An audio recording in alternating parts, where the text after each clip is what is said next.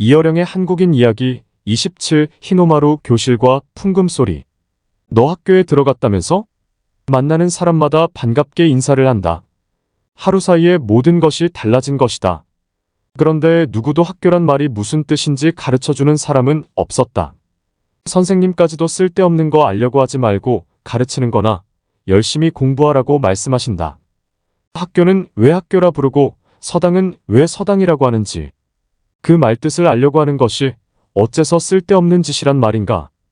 아니, 공부란 말은 또 뭔가? 생각은 꼬리에 꼬리를 무는데도 사람들은 그런 것 알아서 뭐 하느냐, 그게 밥 먹여주느냐며 비웃는다. 어른들은 중요한 것을 묻지 않는다. 귀찮아서, 겁나서, 몰라서 그냥 피한다. 그것들과 눈만 마주치지 않으면 밥만 먹고도 잘 사는 거다. 감동 없이도, 사랑 없이도, 나라 없이도 말이다. 집에서나 학교에서나 나는 인기 없는 아이였다. 매사를 캐묻는 질문대장 혹은 말다툼 잘하는 갱카돌이 싸움당 나는 별명이 붙어다닌 걸 보면 안다. 하지만 무엇을 물어도 지적 호기심에 가득 찬 눈으로 바라보시는 어머니가 계셨다. 어머니는 새 공책 겉장에 내 이름과 온양명륜 심상, 소학교라고 입춘방을 쓰실 때처럼 한자 한자 글씨를 써가시면서 토를 달아 읽어주신다. 그 가운데서도 배울 학, 가르칠 교란 말은 분명히 기억할 수가 있었다. 새로 깎은 연필에서는 제사 지낼 때 나는 향불 같은 냄새가 풍겨왔다. 어머니의 목소리를 타고 이 지식의 향기가 온양의 따스한 햇볕, 명륜의 밝은 빛 무리에 섞여 내 가슴 안으로 번져왔다. 아들 교육을 위해 3번 이사를 다녔다는 맹자의 어머니가 아니라도 좋다. 가르침을 위해서 불을 끄고 흰떡을 썰었다는 한석봉 어머니가 없어도 좋을 것이다. 어른들이 아이의 질문에 대해 짜증만 내지 않았어도 식민지 교실은 그렇게 어둡지만은 않았을 것이다. 라인골드의 스마트 맙스를 사서 첫 장을 펼쳤을 때 불현듯 쏟아진 내 몇 방울의 눈물은 그 책의 내용 때문이 아니었다. 색칠 그림에 칠을 할 때 그 선을 멋대로 벗어나도 야단치지 않으셨던 어머니에게 이 책을 바친다. 어머니 감사합니다라고 쓴 그 저자의 헌사를 보고 그때의 연필 향기를 맡았기 때문이다. 어렸을 때의 어머니에 대한 추억이 있었기에 라인골드는 다른 지식인들처럼 그려준 선 안에서만 생각에 칠을 하지 않고 대담하게 휴대전화를 든 새로운 군중 속으로 나갈 수가 있었다. 모든 학교를 다 졸업하고 난 뒤에야 비로소 나는 학교란 말이 옛날 맹자에 나오는 말이라는 것을 알게 된 것이다. 그리고 영어의 학교 스쿨과 고대 히라버의 스콜레스 CHOL에서 나온 말이라는 것과 논다이, 여가의 뜻과 같은 말이라는 것을 알고 충격을 받은 것도 대학 때의 일이었다. 어머니가 학교란 말을 토를 달아 읽어주시지 않았더라도 뒤늦게나마 학교란 명칭에 대해서 신경을 쓰지 않았을지 모른다. 한 걸음 더 나가 학교란 말이 일본 사람이 붙인 이름이 아니라 맹자의 등문공장구 상에 나오는 다음과 같은 글에서 따온 것이라는 것을 알았더라면 어떠했을까? 다음에는 교육정책이 기묘합니다. 학교를 만들어 백성을 교육하지 않으면 안 됩니다. 하의 시대에는 교라하고 은나라 때에는 설하하고 주나라 때에는 상이라 하여 이름은 달랐지만 거기에서 배우는 내용은 모두 같았습니다. 이렇게 위에 서 있는 자가 인간의 도를 밝혀 가르쳐 인도하면 백성들은 감화하여 크게 나라를 다스릴 수 있을 것입니다. 그리고 또 우리가 지겹도록 들었던 그 공부란 말이 중국에서는 히라버의 경우처럼 노는 여가를 의미하고 일본에서는 생각한다는 뜻으로 사용되고 있었다는 것을 안 것도 훨씬 뒤의 일이다. 시간이 여유가 있어야 공부를 할 수 있고 공부를 해야 좋은 생각을 할 수 있다. 같은 한자인데도 한중일 뜻이 다 다른 것을 합치면 멋있는 학교 교육론이 된다는 것을 어렸을 때 알았더라면 공부하는 태도도 달라졌을는지 모른다. 불행하게도 학교가 무엇인지도 모르는 상태에서 학교의 이름이 바뀐 것은 1940년 학교에 입학하던 그해의 일이다. 온양명륜소학교가 온양국민학교로 바뀌었던 것이다. 왜 그 명칭이 바뀌었는가? 그것이 나에게, 한국인에게 어떤 운명을 가져다 주었는가? 이어령의 한국인 이야기 28 히노마루 교실과 풍금소리. 학교에 들어가자마자 느닷없이 교명이 바뀌었다. 온양명륜 심상소학교라고 써붙였던 동판이 뜯겨나가고 그 자리에 온양국민학교라고 쓴 큰 목간판이 나붙었다. 내가 학교에 들어간 것은 1940년이었는데 바로 다음해 3월에 국민학교령이 칙령으로 공포된 것이다. 동시에 조선총독부에서는 민족교육금지령을 내렸다. 아이들은 획수가 많고 까다롭던 이란 한자가 사라졌다고 좋아했다. 심상이란 말이 사라지면서 그야말로 심상찮은 일들이 생기리라는 것을 애들은 물론이고 학부모들도 알 턱이 없었다. 심상소학교라는 말은 명치유신 때 19년 소학교령을 제정하면서 써온 말인데 그것을 바꾼 것은 곧 나라의 체제를 또 바꾼 것이나 다름없다. 두 법령을 비교해보면 금세 알 수 있다. 국민학교령에서는 국가란 말이 황국으로 변하고 아동은 소국민이 된다. 무엇보다 그 목적어가 다르다. 소학교령은 아동의 신체 발달을 목적으로 하고 있는데 국민학교령은 국민의 기초적 연성을 목적으로 한다고 돼 있다. 연성이란 말은 연성도장이나 연성소의 경우처럼 심신과 기회를 훈련하는 일종의 군사용어라고 볼 수 있다. 한마디로 국민학교란 황국신민을 단련시키는 연성도장이었던 것이다. 명치시대에 만들어진 소학교령은 한자도 고치지 않고 지금 우리가 써도 탈날 게 없다. 심상소학교의 심상은 보통이나 일상적인 것을 뜻하는 프랑스어의 노르말, 영어의 오디너리의 개념을 그대로 옮긴 말이기 때문이다. 그것은 일본이 개화의 모델 국가로 삼았던 영불의 교육제도를 수입해왔다는 것을 뜻한다. 하지만 2차 대전이 벌어지고 중일 전쟁이 본격화되면서 상황이 달라진다. 군국주의 체제로 들어서면서 공포된 국민학교령은 영부를 배척하고 나치의 교육법을 반영한 것이다. 일본의 은행법이 히틀러가 만든 도이치 은행법을 도입한 것처럼 국민학교령은 그 명칭부터가 나치가 만든 폴크스 슐레브이올KS SHUL에서 가져온 말이다. 생각할수록 언어는 생각의 집이다. 알다시피 히틀러의 국가주의 전체주의를 한마디로 응결시킨 것이 폴크스 VOLKS라는 말이었다. 모든 국민을 똑같은 학교에서 똑같은 교육 이념으로 훈련하고 똑같은 모양의 폴크스바겐 볼크스웨건에 태우려고 했다. 그 폴크스가 일본으로 건너온 것이 국민학교의 국민이요. 국민복의 바로 국민이다. 국민학교의 계층만이 아니라 수신국어 국사지리의 4과목을 국민과라는 이름으로 묶은 것도 나치의 커리큘럼과 명칭을 그대로 따쓴 것이다. 슬프게도 민족이라는 말이 그러했듯이 우리에게 그렇게도 익숙한 국민이란 말 역시 일본인들이 근대에 들어와 만든 말이다. 구한말 안중근 의사가 단지 장인을 찍은 족자만 해도 국민이 아니라 대한국인이라고 선명하게 쓰인 문자를 읽을 수 있다.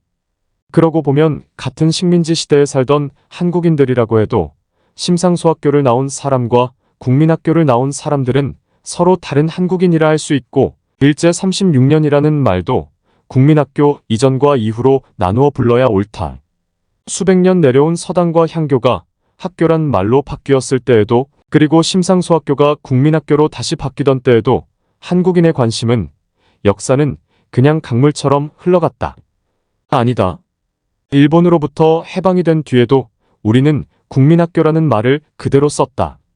일본이 패전 후 민주화를 추진하며 맨 처음 한 일이 국민학교란 말을 버린 것이었는데도 우리는 김영삼 정부가 들어서고 난 뒤에서야 초등학교로 고쳤다. 그런데 왜 고쳐야 했는지 아는 학부모들은 많지 않다. 소학교 아동으로 입학해 1년 만에 그 신분이 국민학교 소국민으로 바뀌면서 한국인은 정말 일본인으로 변해가고 있었다. 영어에서는 그냥 피플이고 네이션인데 한국인들에게 따라붙는 말은 많기도 하다. 창생이라는 말, 백성이라는 말, 국민신민이라는 말, 국민과 시민이라는 말, 그리고 인민과 민중이라는 말.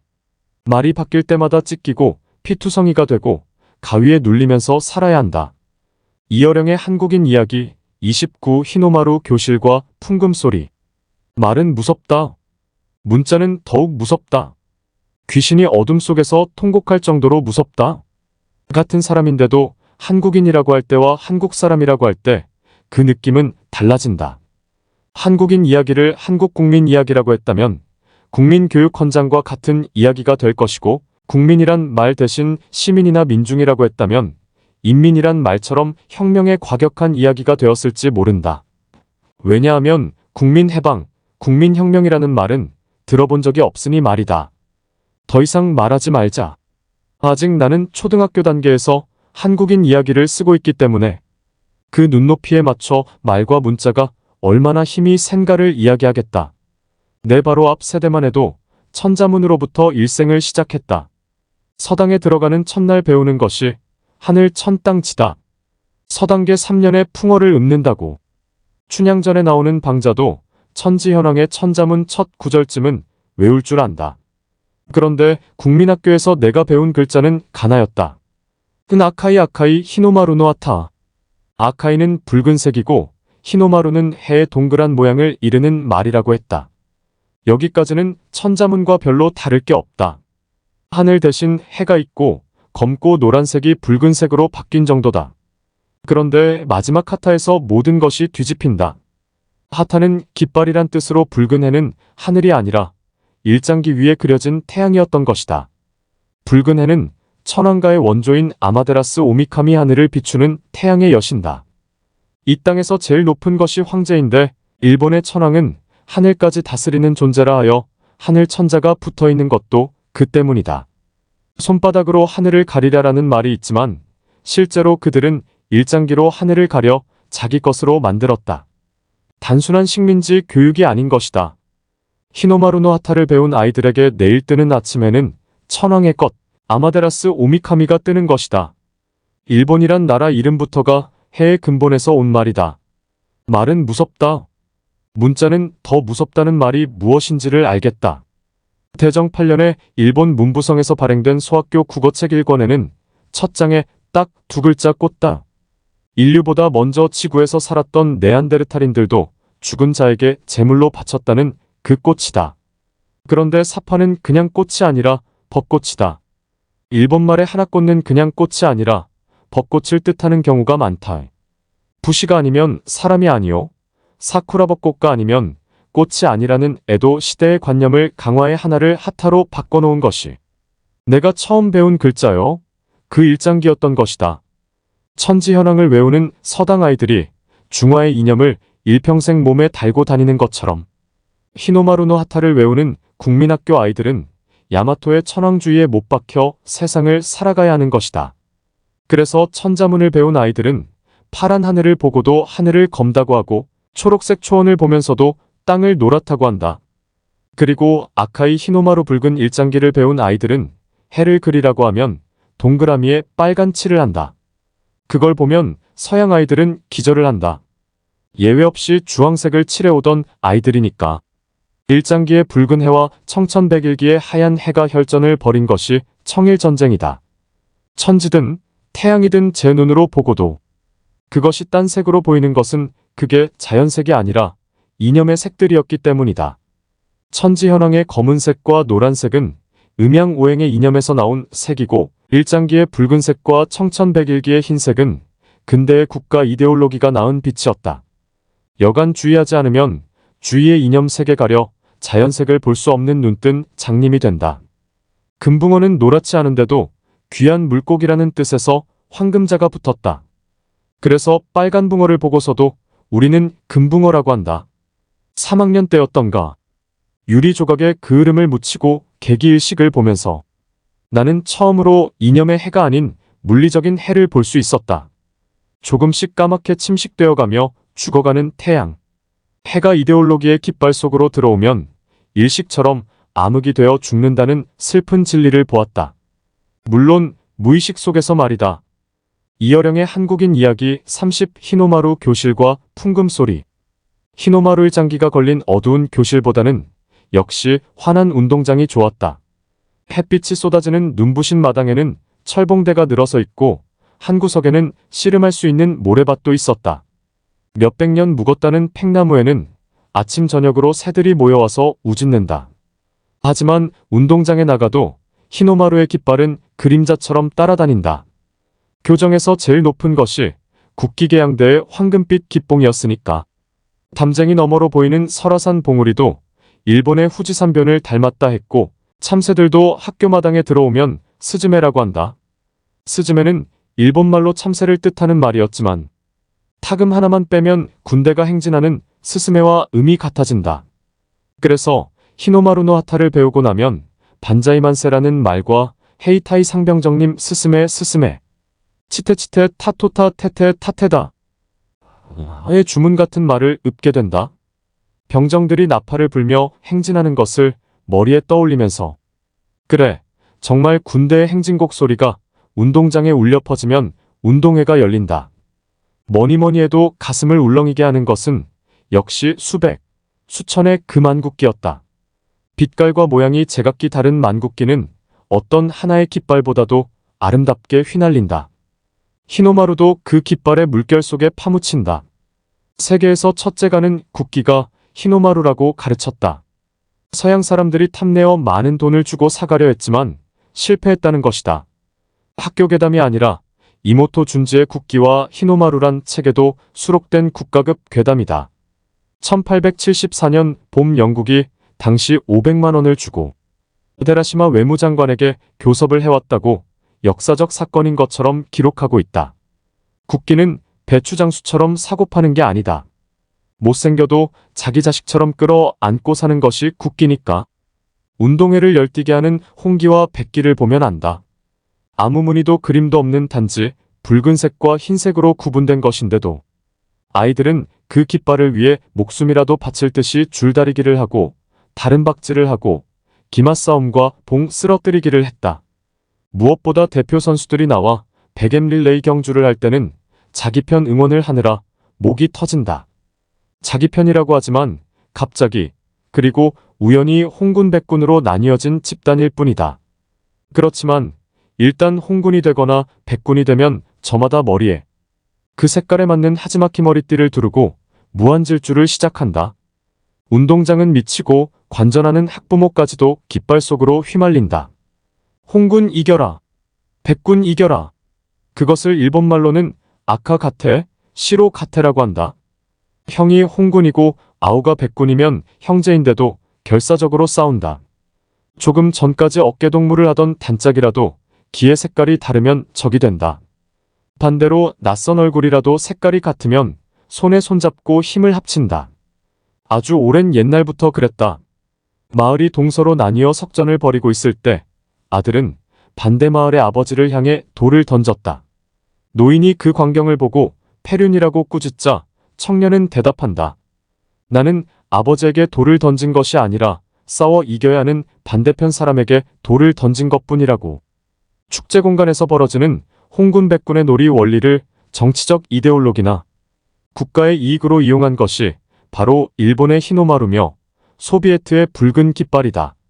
전체주의 국가 소비에트는 신문 보도나 교육이나 정치 선전의 관리를 통해 개인의 신념과 가치관을 바꾸려 했다. 소비에트인을 만들어내기 위해서였다.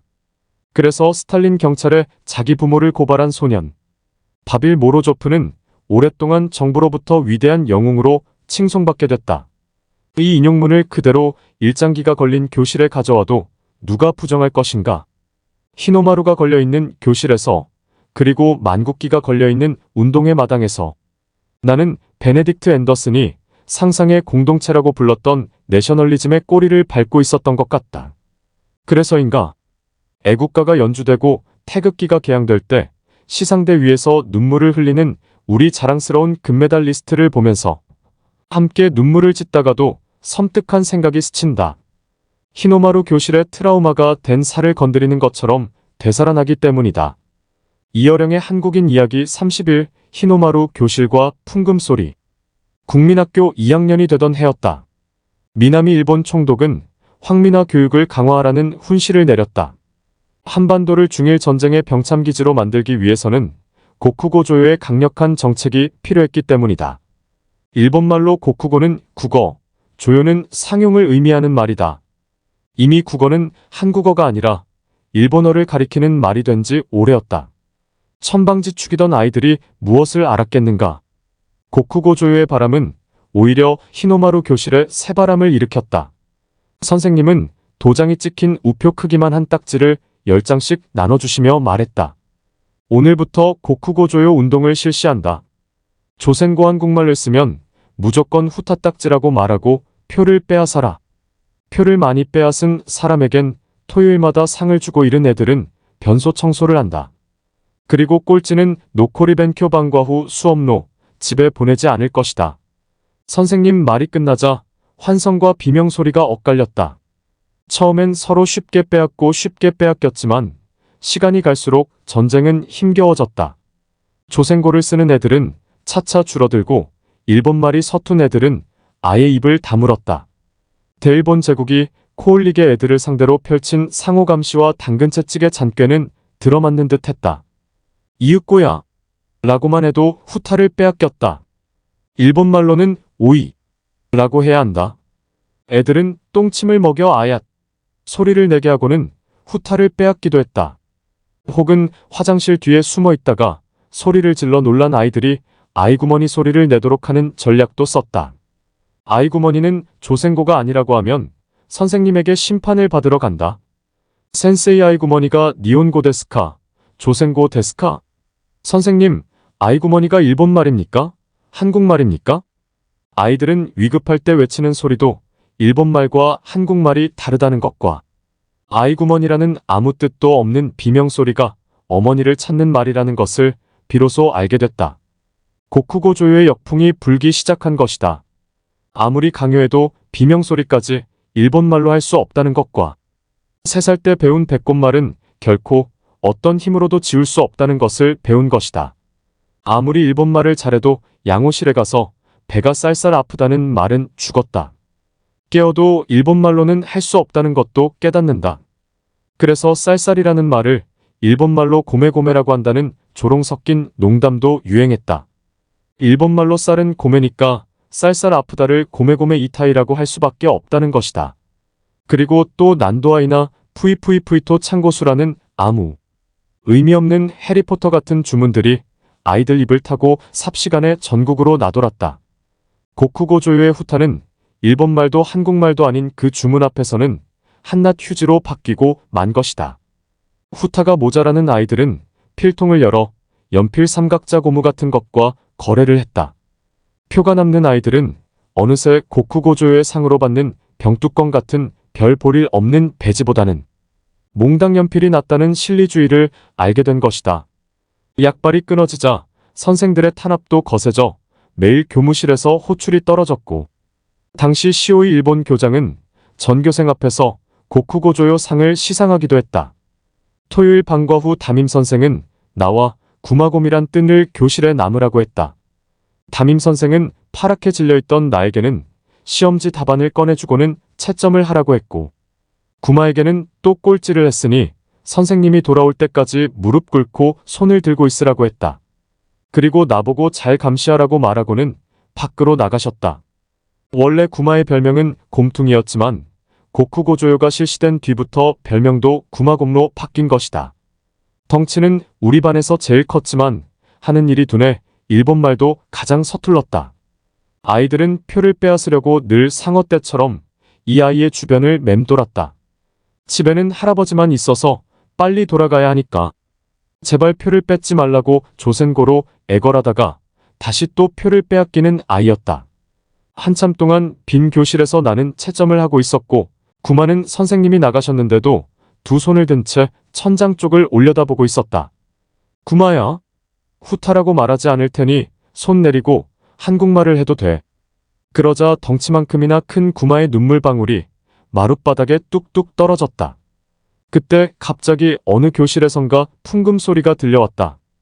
황막한 광야에 달리는 인생아. 집에서는 한국말로 불렀고 학교에서는 일본 가사로 노래했던 바로 도나부강 다뉴부강이 왈츠곡이었다. 풍금 소리는 마치 구마의 허파 속에서 울려오는 것처럼 먼 데서 들렸다. 우리는 풍금을 오르강이라고 불렀다. 그것은 일본말도 한국말도 아니라는 것을 알고 있었다. 그리고 풍금 소리는 가사가 없이도 혼자 울릴 수 있으니까 일본말이든 한국말이든 상관할 게 없다. 풍금 소리는 바람 소리처럼 자유롭게 히노마루 교실의 창문을 넘어 긴 복도를 지나 나무들의 긴 그림자가 드리운 텅 빈 교정을 가로질러 날아다닌다. 그때 처음으로 나는 구마가 아무리 조생고를 써도 절대로 후타란 말을 하지 않겠다고 속으로 맹세했다. 표만 빼앗기지 않는다면 곰은 다시 우리 학급에서 제일 기운이 센 아이로 돌아올 수 있을 것이었다. 당시 총독부 발표에 따르면 고쿠고조요의 실시로 일반 수강자 수는 21만 374명이라고 했다. 그 성과로 간단한 회화 가능자 92,564명 44%, 카타가나 해득자 15만 3,572명 73%, 히라가나 해득자 5만 8,875명이라고 돼 있다. 하지만 제79회 제국의회 1942년 12월에서 조선 총독부 경무국이 실시한 청문회의 기록은 이렇다. 고쿠고조요 실시 후 일부 민족적 편견을 지닌 자들은 조선어는 머지않아 이 지상에서 말살될 것이고 4천년의 역사를 지닌 조선민족의 문화는 멸망하게 될 것이라는 언사를 농하면서 저항하고 있다. 우리가 식민지 교실에서 배운 것은 히노마루 일장기가 아니라 우리는 누구도 빼앗을 수 없는 흙으로 된 국토와 언어로 된 국어의 두 국자 안에서 살고 있다는 것을 배운 것이다.